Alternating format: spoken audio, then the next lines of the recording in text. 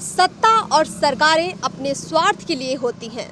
ये बात कहना इसलिए ज़रूरी है क्योंकि बिहार में जो कुछ तस्वीरें सामने आ रही हैं वो ये चीख चीख कर बयां करती हैं कि जब कोई सत्ता में नहीं होता है तो बहुत सारे समीकरण लगते हैं। कभी MY समीकरण होता है तो कहीं A to Z की पॉलिसी चलती है, लेकिन जब सत्ता में आ जाते हैं तो दूर दूर तक कहीं कोई किसी को पूछता तक नहीं है। नमस्कार, मैं अर्पिता और आप देख रहे हैं पब्लिक ओपिनियन। पटना के गर्दनी बाग में ये जो तमाम लोग आप मेरे पीछे देख पा रहे हैं, ये वो लोग हैं जिन्होंने सारी परीक्षाएं पास कर ली, सारे डॉक्यूमेंट्स पूरे करते हैं, लेकिन फिर भी इनके हाथ में एक नौकरी नहीं है। क्या नाम है आपका? मेरा नाम मोहम्मद सलमान है। मैं मधुबनी से बिलोंग करता हूँ। पूरी समस्या क्या है, सबसे पहले उसका खुलासा कीजिए। पूरा समस्या यह है, चूँकि हम लोग सहायक उर्दू अनुवादक सफल अभ्यर्थी हैं। हम लोगों ने BSSC का एक एग्ज़ाम पास किया, असिस्टेंट उर्दू ट्रांसलेटर। ये वैकेंसी 2019 में निकली हुई थी। 3 साल मुकम्मल करने के बाद हम लोग PT एवं मेंस और आपको काउंसलिंग हम लोगों ने मुकम्मल करवा चुके हैं अब तक, लेकिन अब तक हम लोगों की बहाली नहीं हुई है।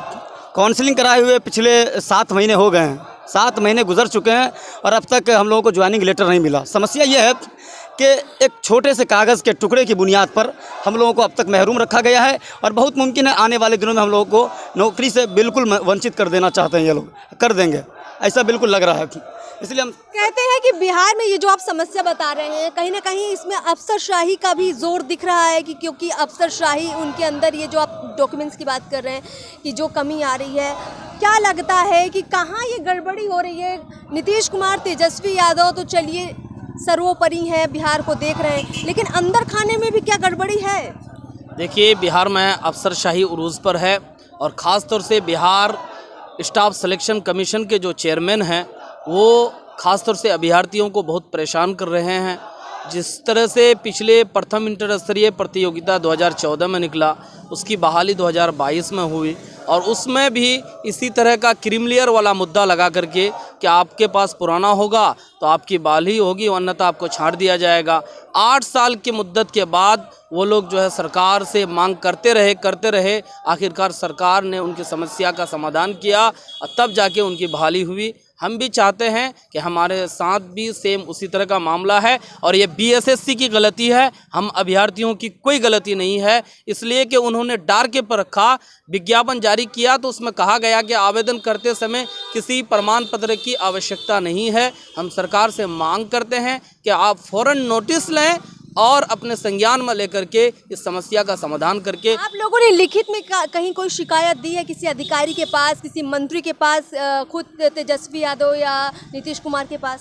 देखिए, हमने अधिकारी से लेकर के मिनिस्टर से लेकर चीफ मिनिस्टर जितने भी हैं, चाहे वो सरकारी ओहदेदारान हो या फिर जो है सरकार के लीडरान हो, चाहे वो बिहार सरकार के मुख्यमंत्री हो, उप मुख्यमंत्री हो, जितने भी कैबिनेट के मिनिस्टर हैं, विधायक हैं और उसके अलावा BSSC के चेयरमैन हुए, सामान्य प्रशासन के प्रधान सचिव हुए, चीफ सेक्रेटरी हुए, हम लोग हर जगह मिल चुके हैं।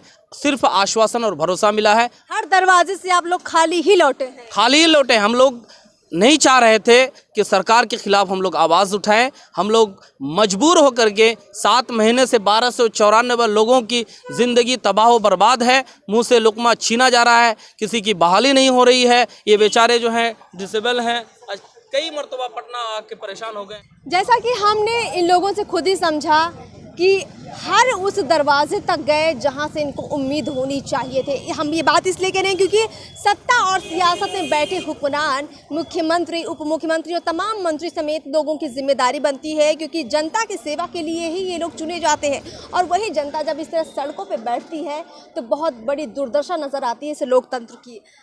आप खुद दिव्यांग हैं और ऐसी स्थिति में सरकार आपको सड़क पर ला दी है। परिवार वाले भी परेशान होंगे कि इस अवस्था में आप बाहर निकल रहे हैं। कितनी परेशानियां झेल रहे हैं आप लोग? जी, ये सच है कि हमारे परिवार वाले जानते हैं कि मैं कमा कर खा नहीं सकता हूँ, काम करके खा नहीं सकता हूँ। हमारे परिवार वाले ने हमें पढ़ाया और पढ़ाकर हमको इस लायक बनाया कि आप नौकरी करें और खाएं। लेकिन हमने PT पास किया, मेंस पास किया। मेंस पास करने के बाद फिर हमारे पास जो कागज़ काउंसलिंग कर लिए। काउंसलिंग के बाद हमें ऐसे कागज़ की मांग कर लिए जो कागज़ हकीकत में ज़ाहिरी तौर पर लोगों के में मशहूर नहीं थे। हालांकि उसके बिलमुताबिक हमारे पास दूसरी जाति की दस्तावेज मौजूद है, लेकिन हमारे वो दस्तावेज कबूल नहीं करते हैं और NCL जो लोगों में मशहूर नहीं था उस NCL को हमारे सामने लाने की कोशिश करता है। हालांकि उसका अगर दूसरे को अगर लिया जाता है, दूसरे का उसी के मुकाबले अगर OBC में भारत सरकार को मान्यता नहीं देते हैं, सिर्फ बिहार सरकार को मानते हैं और हमें इस जगह पर ला के खड़ा कर दिया है, जो हमारे लिए और हमारे माँ बाप के लिए सबके लिए निंदनीय है। और हम इसलिए सरकार से ये मांग करते हैं कि हमारे समस्या का समाधान करें और जल्द से जल्द हमें काउंसलिंग जो किए हैं तो जॉइनिंग लेटर हमारे हाथ में थमाएं, ये मेरी सरकार से मांग है। ऐसा लग रहा है आप लोगों की बातचीत से और हम तमाम लोग जहाँ जहाँ हम लोग खबर करते हैं इस तरह के, खास तौर पर इस तरह के मुद्दों के जो मुद्दे उठाते हैं, क्या चुनाव का समय नज़दीक आने का सरकार इंतजार कर रही है? अभी जानबूझकर नहीं सुना जा रहा है ताकि जब चुनाव नज़दीक आएंगे तो उस समय आप लोगों की मांगों को सुन लिया जाएगा और फिर उसके बाद वोट की राजनीति होगी। क्या कहीं ना कहीं आप लोगों के दिमाग में ये सवाल नहीं उठता है? देखिए मैम, ये सहायक उर्दू अनुवादक की बहाली ज़रूर है, मगर ये बिहार की दूसरी सरकारी ज़बान है और इसको आइन का और यहाँ के जो है दस्तूर हिंद का मुकम्मल हक है और इसमें हर तरह के बच्चे हैं। नारायण भाई हमारे साथ मौजूद हैं, देखिए ये भी परेशान हैं। ऐसा नहीं है कि सिर्फ मुस्लिम का मामला या माइनॉरिटी का मामला है, इसमें हर तरह के बच्चे पास आउट हैं क्योंकि ये बिहार की दूसरी सरकारी ज़बान है उर्दू। और उर्दू के साथ आप क्या कहेंगे?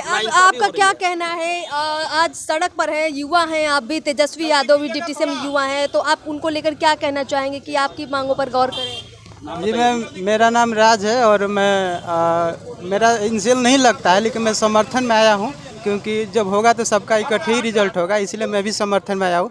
और मैं मांग करता हूँ कि सरकार इनकी समस्या को हल करे। और OBC के बच्चे हैं, OBC के CM हैं, OBC के डिप्टी CM हैं और OBC के बच्चे इस तरह से सड़क पर भटके, ये अच्छी बात नहीं है। इसलिए मैं मांग करता हूं कि सरकार इनकी समस्या को सुने और जल्द से जल्द रिजल्ट जारी करे। बिल्कुल, सड़क पर कोई भी बैठा हो, किसी भी जाति का हो, किसी भी धर्म का हो, किसी भी समुदाय का हो, सबसे पहली बात कि ये देश की जनता है और देश की जनता देश के लोकतंत्र में अगर सड़कों पर है और बदहाली की ज़िंदगी जी रही है, उनके परिवार वाले परेशान हैं, दुख दर्द में है, तो ये बहुत बुरी बात है। सरकारों को इसके लिए शर्म आनी चाहिए और सबसे ज़्यादा शर्म उन लोगों को भी आनी चाहिए जो बड़े बड़े वादे तो कर देते हैं लेकिन धरातल पर काम नज़र नहीं आता है। अब इसे चुनावी राजनीति कहें या फिर उनके बदहाली कहें, ये बहुत बड़ी बात है कि लोग सड़क पर हैं और उनकी सुनी नहीं जा रही है। फिलहाल इस वीडियो में इतना ही। चैनल को सब्सक्राइब ज़रूर कर ले। नमस्कार।